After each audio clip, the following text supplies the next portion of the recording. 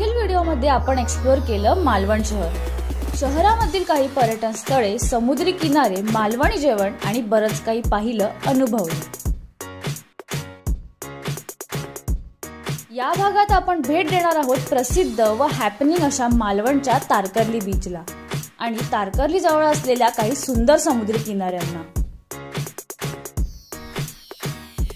चला तर मग पाहूयात तळ कोकणातील मन प्रसन्न करणारे हे समुद्री किनारे आणि या समुद्राचा भरभरून सुख देणारे काही समुद्रातील ऍडव्हेंचर्स.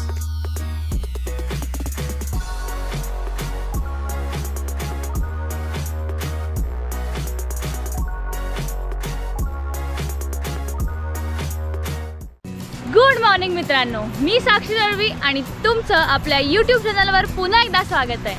तर मित्रांनो, कसे आहात? आशा करते की तुम्ही बरे असाल, मजेत असाल. तर आजचा आपला हा दुसरा दिवस आहे आणि मी आलेली आहे तारकर्ली समुद्र किनाऱ्यावर. आणि तारकर्ली बीच जर तुम्ही पाहाल तर एकदम सुंदर असा हा बीच आहे आणि इकडे जी सँड आहे ती एकदम मस्त व्हाईट सँड आहे. निळाशार मस्त समुद्र तुम्ही माझ्या मागेच पाहू शकता आणि एका बाजूला सुरूची आणि नारळाची झाडं. आजच्या या व्हिडिओमध्ये आपण तारकर्ली आणि देवबाग एक्सप्लोर करणार आहोत.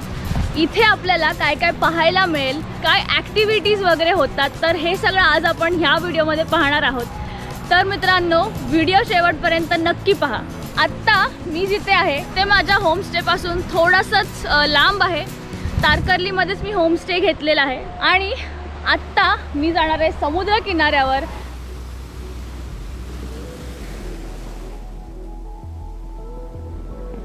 या समुद्र किनारी चालत जाताना आजूबाजूच्या सुरूचे व नारळी पोफळींच्या झाडातून लपंडाव खेळणारे सकाळचे कोवळे ऊन मी अनुभवले.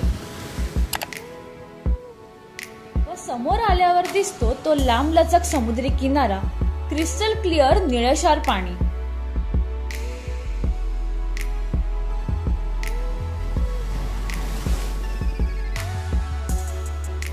पायांना कोमल स्पर्श करणारी मऊ वाळू आणि अशा या वाळूतून समुद्री किनारी येणाऱ्या छोट्या लाटांवर धावताना फील होणारा तो समुद्राचा मंद वारा.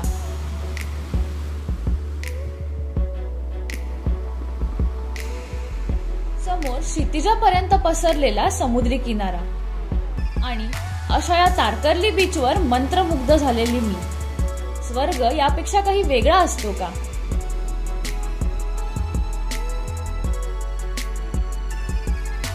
समुद्राकाठी सकाळच्या वेळी होड्या लावून माशांचे जाळे एकत्रित करणारे कोळी बांधव. अशा या तारकर्ली किनाऱ्यावर गेल्यानंतर स्वर्गाचा अनुभव नक्कीच येतो.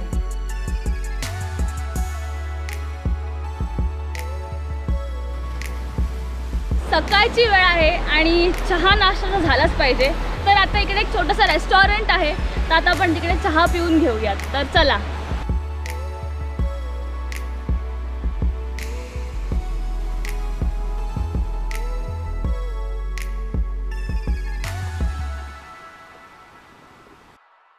तर मित्रांनो, आता मी आलेली आहे MTDCच्या रेस्टॉरंटमध्ये, जो तारकर्लीच्या समुद्राला लागूनच आहे. आणि इथे मी मागवलेला आहे गरमागरम चहा. तो आता येतच आहे. तर आता आपण इकडे चहा एन्जॉय करूयात आणि बाकी तारकर्ली आहे ते फिरून घेऊयात. MTDCच्या तारकर्ली समुद्राकाठी असलेल्या रेस्टॉरंटमध्ये सकाळचा चहा पिऊन मस्त फ्रेश फील झालं. मग हा MTDCचा परिसर मी न्याहाळला. येथे असलेली छत्रपती शिवाजी महाराजांची प्रतिमा खूपच सुंदर होती.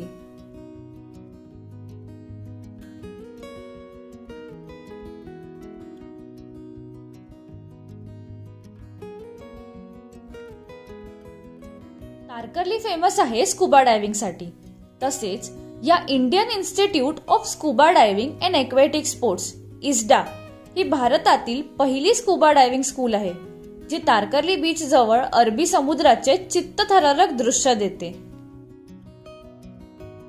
तसा येथे मी हा स्कुबाचा कोर्स सुद्धा केला, पण यावर पुढचा व्हिडिओ असणार आहे. त्यात मी तुम्हाला सगळी प्रोसिजर दाखवीन. So stay tuned.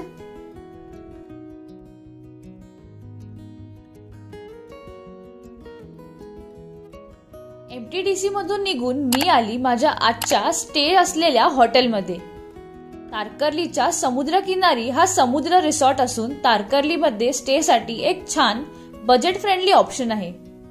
येथील रूम्स तुम्ही पाहू शकता. लोकेशन अँड कॉन्टॅक्ट नंबर तुम्हाला खाली डिस्क्रिप्शन बॉक्समध्ये मिळतील.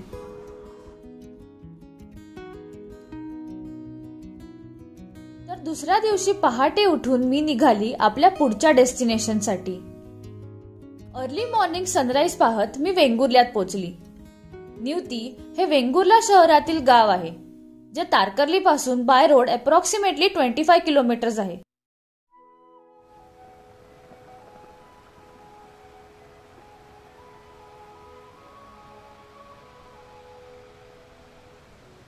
तर आता मी आलेली आहे निवतीच्या या सुंदरशा समुद्र किनाऱ्यावर. तुम्ही इथे जर पाहाल तर इथे सुद्धा तुम्हाला व्हाईट सँड पाहायला मिळते आणि निराशार समुद्र.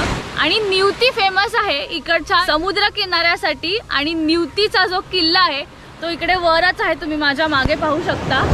तसं तर बऱ्यापैकी झाडं वाढलेली आहेत आणि तो थोडासा रुईन्स मध्ये आहे, तर आपल्याला तो तसं क्लिअरली पाहता येणार नाही.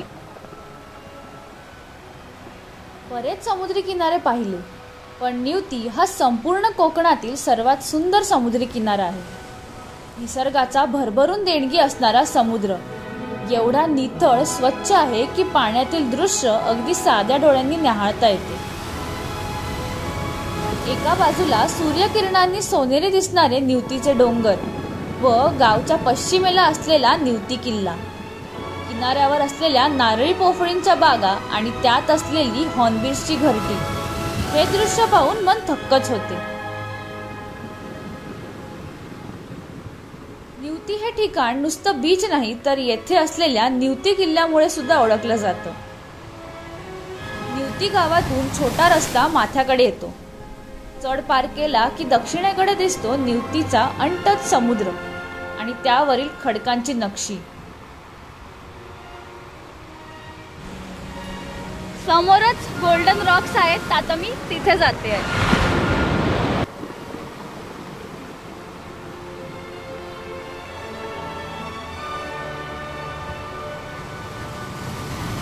आता मी आहे गोल्डन रॉक्सवर.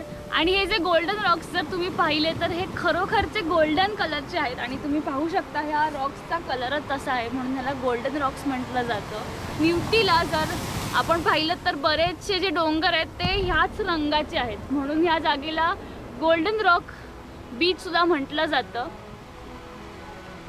सूर्यकिरणांनी सोनेरी दिसणारे निवतीचे हे रॉक्स पाहण्यासारखे आहेत, ज्यामुळे या निवतीच्या समुद्र किनाऱ्याला एक गोल्डन लुक येतो.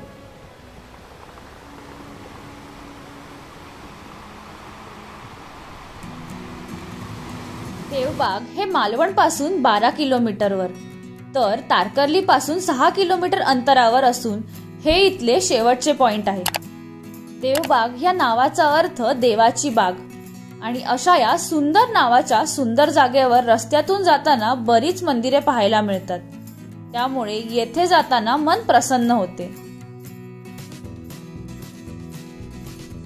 एका बाजूला कर्ली नदीचे शांत पाणी तर दुसऱ्या बाजूला अरबी समुद्राच्या खिळखिळणाऱ्या लाटा आणि अशा या संगमाच्या मध्ये स्थित असलेले हे देवबाग.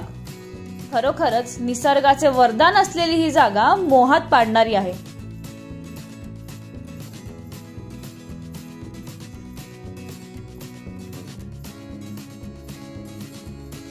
देवबाग पासून त्सुनामी आयलंडवर जाण्यासाठी तुम्ही बोट करू शकता व इथूनच त्सुनामी आयलंडवर होणाऱ्या ऍक्टिव्हिटीजसाठी पासेस सुद्धा घेऊ शकता.